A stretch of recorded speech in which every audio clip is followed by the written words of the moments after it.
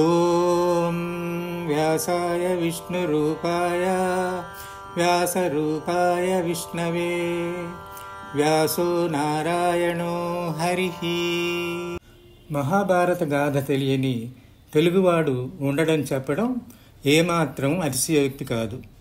వ్యాస మహర్షి చెబుతుంటే వినాయకుడు సంస్కృతంలో రాసిన ఈ కథను కవిత్రయంగా ప్రసిద్ధులైన నన్నయ, తిక్కన, ఎర్రాప్రగడలు 18 పర్వాలుగా తెనిగించారు.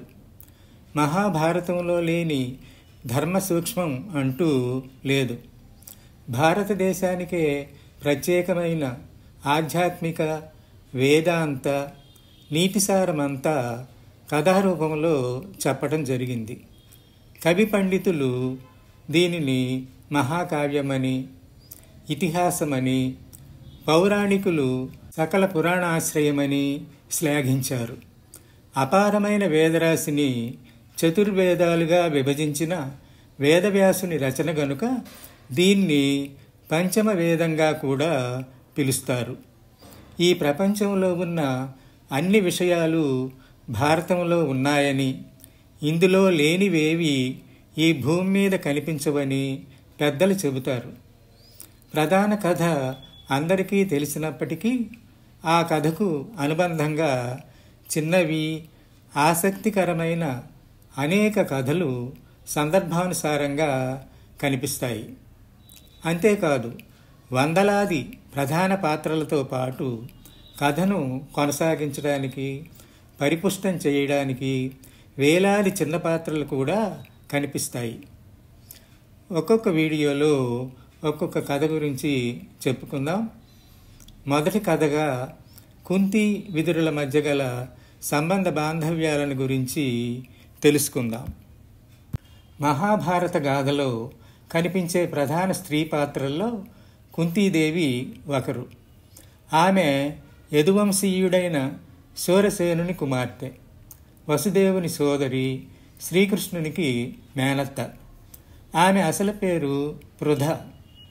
ఆమె తండ్రి చిన్నతనంలోనే ఆమెను తన మిత్రుడైన కుంతిభోజునికి దత్తత ఇచ్చినందున ఆమె కుంతిగా పిలువబడింది.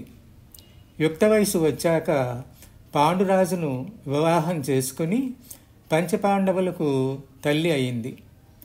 పిల్లల చిన్నతనంలోనే భర్త మరణించడంతో వారి ఆలనా పాలన తానే చూసుకుంది. ఆ క్రమంలో ఆమె అనేక కష్టనష్టాలను, బాధలను, అవమానాలను అనుభవించింది.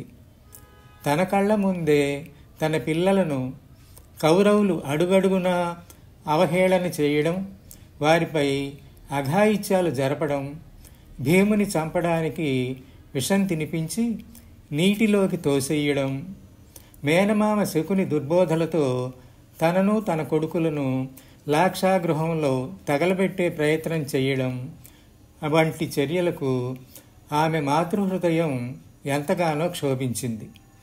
శకుని నిర్వహించిన మాయాజోదంలో వారు కౌరవుల చేతిలో పరాజయం పొంది రాజ్యం కోల్పోయి అడవుల పాలైనప్పుడు, అదే సందర్భంలో నిండు సభలో తన కోడలు ద్రౌపదిని వివస్త్రను చేయడానికి ప్రయత్నించినప్పుడు ఆమె ధృతరాష్ట్రుని అంతఃపురంలోనే ఉంది.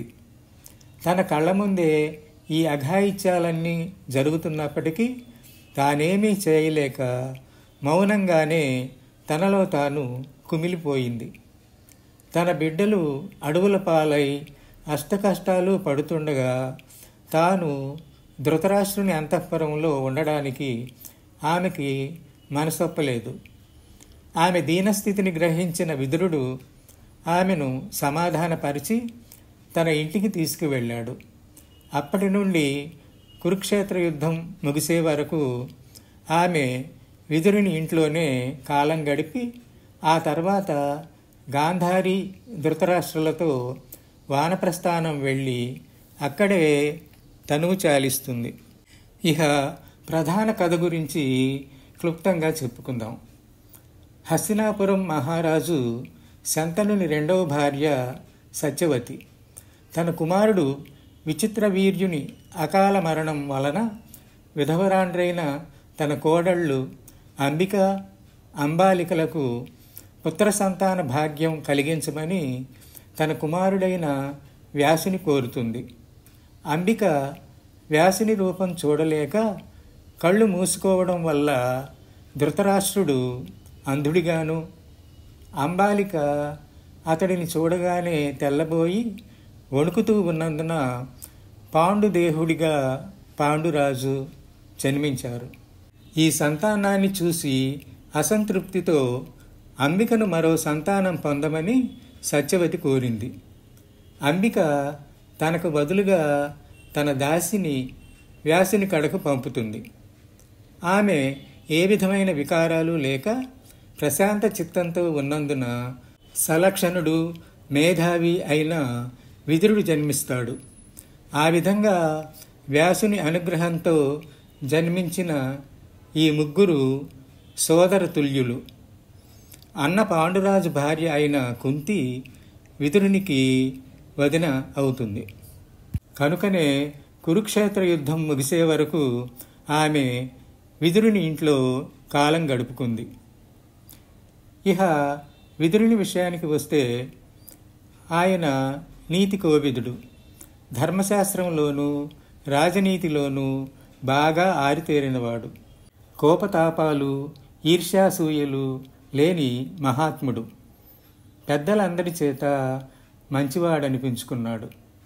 జీవితాంతం ధృతరాష్ట్రునికి మహామంత్రిగా పనిచేశాడు.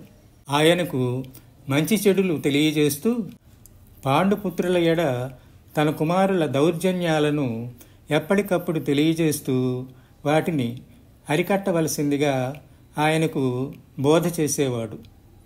కురుపాండవుల మధ్య యుద్ధం జరిగితే కురువంశం నాశనమైపోతుందని హెచ్చరించాడు కూడా. ఇంతకీ ఈ విదురుడు ఎవరో, అతనికి ఈ సద్గుణాలు ఎలా అలవడ్డాయో, కుంతికి తన ఇంట్లో ఆశ్రయం కల్పించడానికి కారణమేమిటో మహాభారతం ఆది పర్వంలోని మాండవ్య ముని గురించిన కథలో వివరించడం జరిగింది.